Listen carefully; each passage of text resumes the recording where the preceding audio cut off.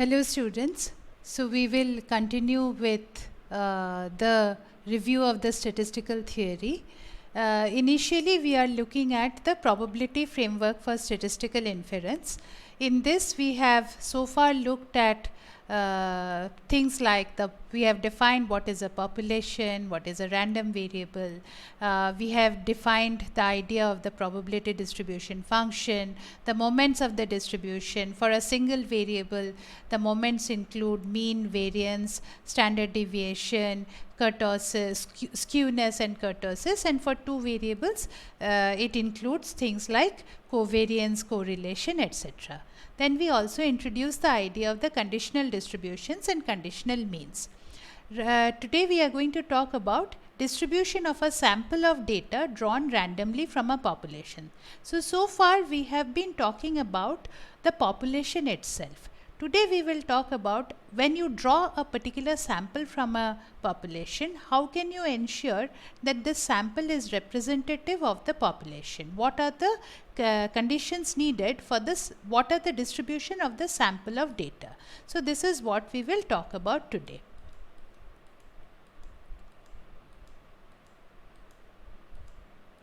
Yeah. So basically, we are talking about distribution of a sample of data drawn randomly from a population y1 to yn. So first we will assume that the sample of data is drawn by simple random sampling. So the idea is that any entity or any individual that is chosen at random from the population. So what does this randomness mean? So how do you ensure what is the thing associated with the fact that it is random? That the choice is random. Who you choose for the first entity is completely not correlated or not the choice is not affected by who you choose. The choice of the second entity is not affected by the choice of the first entity. So once you have chosen, then now you have the outcome of this random experiment, and so this outcome is a number that you observe. So the data set is y1, y2 up to yn, where y1 is the outcome of the first experiment, which is the first random choice. Y2 is the outcome of the second experiment, which is the second random choice, and so on and so forth. So yi is value of y for the ith individual or district or entity sampled. So what is the distribution of y1 to yn under simple random sampling?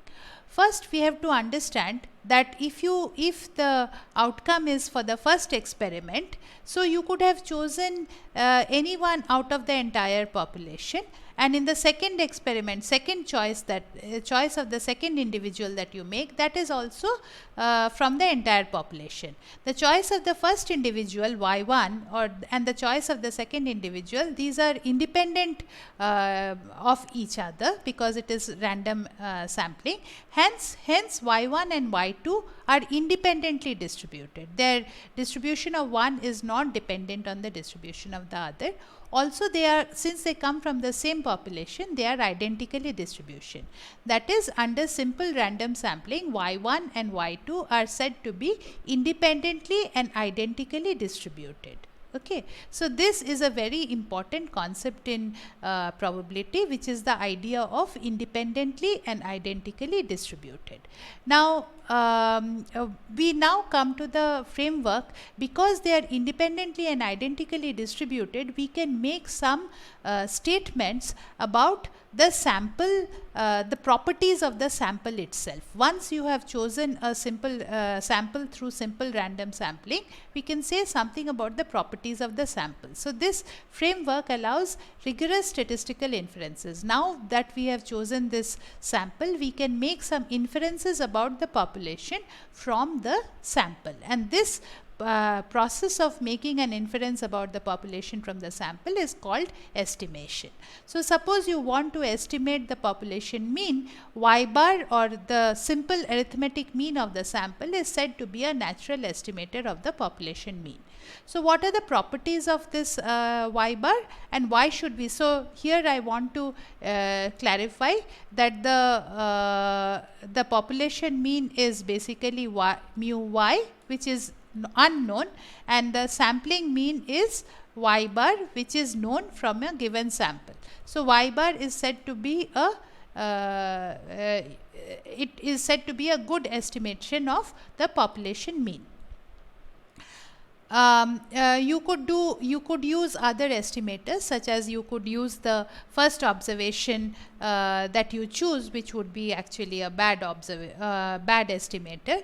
You could in the arithmetic mean, you provide equal weights to each one of the sample points, but you could put unequal weights to some, and that might give you a weighted average rather than a simple average. That could also be a possible estimator of the mean. Or you could use the median, as we have said, in some cases when the outliers are very large, such as in income or in salary distributions. In that case, the median may be a better representative of the population mean. The median of the sample may be a better representation of the population mean rather than the mean, arithmetic mean. So first we start with defining or explaining the idea of the sampling distribution of y bar. So what is the sampling distribution of y bar? Basically, the idea is that the individuals in the sample are drawn at random, and hence the sampling distribution means that suppose you have chosen one particular sample, you get one value of y bar. Okay. Suppose I ask 10 students to calculate to take tell me the average height of students in a particular batch. Okay. Now the first student randomly chooses some 30 students and takes their average height. The second student in this experiment takes another 30 students and takes their average height. As you can imagine, the average height from the first sample will be different from the average height from the second sample, will be different from the average height of the third sample. So these average heights itself, the sample averages themselves, is now differing from sample to sample, and since the samples are chosen at random, this average height is also a random variable.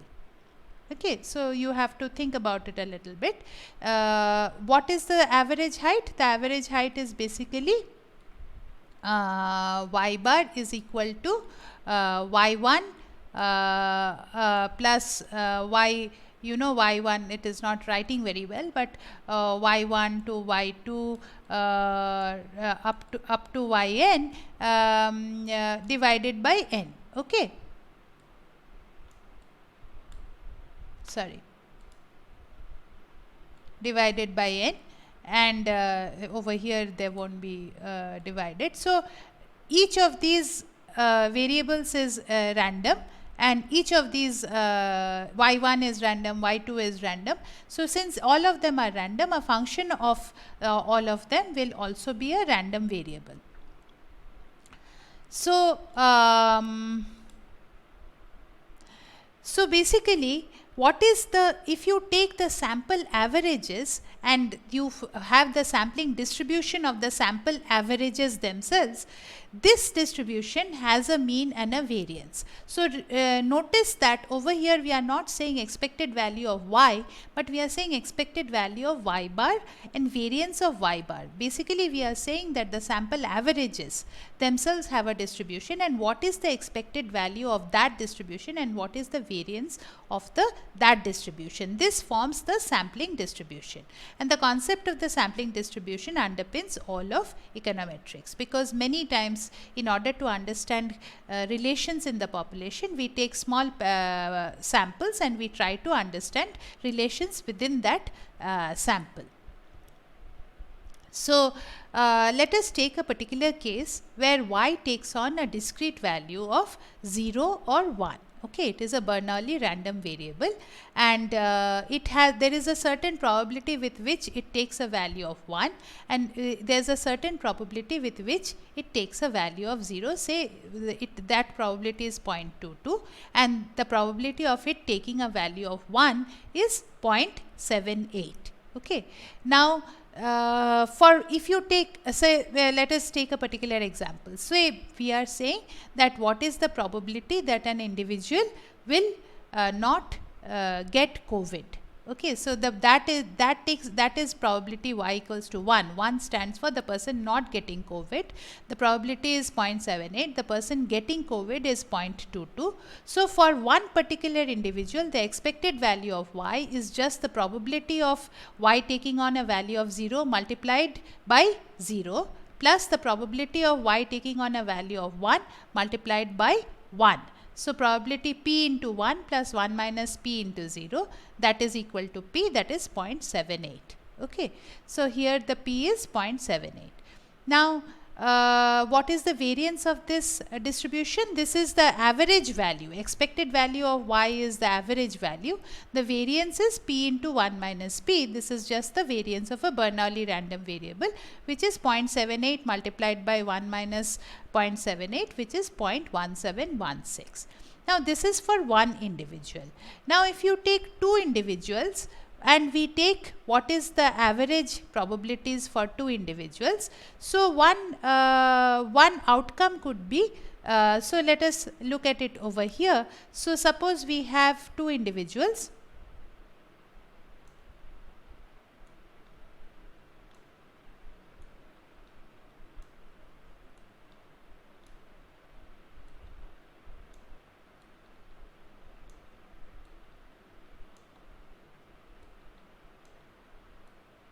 Okay, so we have individual 1, we have individual 2, and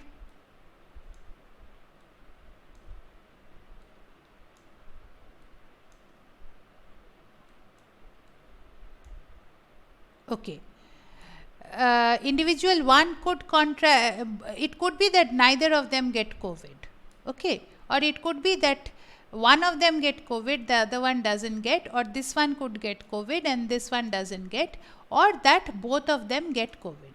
What is the probability of this outcome? Okay, so let us say this is outcome, let us say 1, 2, 3 and 4. Okay.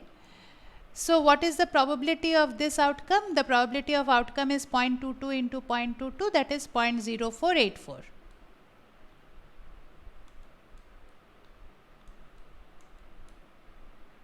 Notice that the probability of both not getting COVID is 0.0484.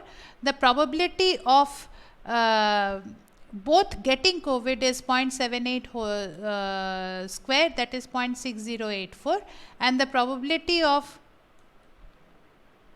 68, I think it is 0.68, and the probability of one getting and one not getting is 0.22 into 0.78, whatever it is, 0.22 into 0.78.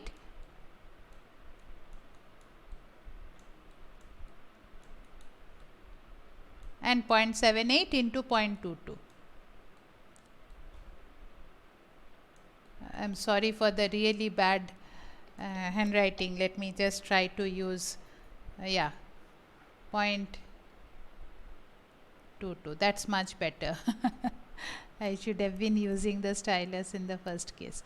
So now what is the sample average for the first sample? So sample average, if you take, here the sample average is 0, here the sample average is half, here the sample average is half, and here the sample average is 1. So the sample averages are 0 and half of them get COVID, half of them get COVID, and all of them get. So the sample, the probabilities are this. Okay, now the probabilities are 0.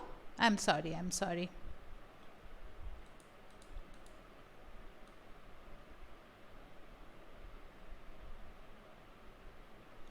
So this is where we were. So these are the sample averages. The probability that y bar will be equal to 0 is 0.0484. The probability that y bar equals to half is 2 multiplied by 0.22 into 0.78, which is 0.3432. And the probability that y bar is equal to 1 will be 0.78 square. Now look at it. So now you are taking the sample averages on the x-axis, and you are taking the probability of that sample averages on the y-axis, and you are building the distribution for that. Here there are 3 sample averages possible: 0, half and 1. Now if you take 5 people, there are 5 1 2 3 there are 5 sample averages possible, that is 0.25. I am not exactly counting, but these are the sample averages possible, and these are the probabilities of arriving at those sample averages. Similarly, if you take 25 people, these are the sample averages that are possible, and these are the probabilities of achieving each of those sample averages. And if you take 100 people, these are the sample averages that are possible, and these are the probabilities. Now notice that for the Bernoulli distribution, the population mean is 0.78. As you take larger and larger samples, the sample mean is getting closer and closer to the population mean. This is the sample mean. Here it is getting closer to 0.78, and also the variance of the distribution is also reducing. Here the variance is very high, here the variance is a little less, and here the variance is even less, and here the variance. This is what is happening. Okay. So what are the things we want to know about the sampling distribution? What is the mean of y bar? If expected value of y bar is equal to true population mean of 0.78, then y bar can be said to be an unbiased estimator of mu. Okay. And what is the variance of y bar? How does the variance of y bar depend on n? Does it become close to mu when n is large? So this is basically called the law of large numbers. And does y bar minus mu appear to be bell shaped, which we saw to be true in the empirical case, but does it appear to be bell shaped? So the mean and variance of the sampling distribution. So what we actually see is that the expected value of y bar, that is the sample averages, gets closer and closer to the population mean, and the variance of the sampling averages is the population variance sigma y square divided by n. So it is an unbiased estimator of mu y. Also the variance of y bar is inversely proportional to n. So as n increases, the variance of the sampling average becomes smaller and smaller. Okay, so this is one of the reasons, or it becomes more tightly bunched closer to the true population mean. So the sampling uncertainty. So suppose you got a certain sample average, how certain are you that it is closer to the true population average? Well, the larger the sample that you take, the more certain you will be that you are getting closer to the population average. So the sampling distribution of y bar when n is large. For small sample sizes, the distribution is complicated, but for large sample, the sampling distribution is simple. So this is because of these two. This is the law of large numbers, that is, as the n increases, the distribution of y bar becomes more tightly centered around mu y. This is called the law of large numbers. Moreover, the distribution, now remember that the distribution has other parameters other than the mean and the variance, that is, it also has skewness and kurtosis, but because of this amazing theorem, which is the central limit theorem, the entire distribution becomes closer and closer to a normal distribution. Okay. So what is the law of large numbers? The law of large numbers says that as the sample size increases, the estimator is unbiased and consistent. Unbiased means it's closer to the population mean, and it gets closer and closer. So any number of times you take the sample, you will get very close values to the population mean. So it is consistent. Consistently you will get means that will be close to the population mean. So the way it is written in mathematical terms is, if y1 to yn, remember that these are the necessary conditions, that is y1 to yn are IID, and it has bounded variance, that is sigma y square is less than infinity, then y bar is a consistent estimator of mu y. That is, probability that it is written mathematically like this: y bar minus mu y, that is the difference between the sample mean and the population mean, is very the probability that it will be very small or less than epsilon tends to 1 as n tends to infinity. Okay, this is written in a mathematical way, but basically what it means is it gets closer and closer to the population mean. This can also be written as y bar converges in probability to the population mean. Okay, so variance becomes sigma n becomes infinity, variance becomes 0, which implies that this will become as the variance becomes 0, this probability will tend to 1.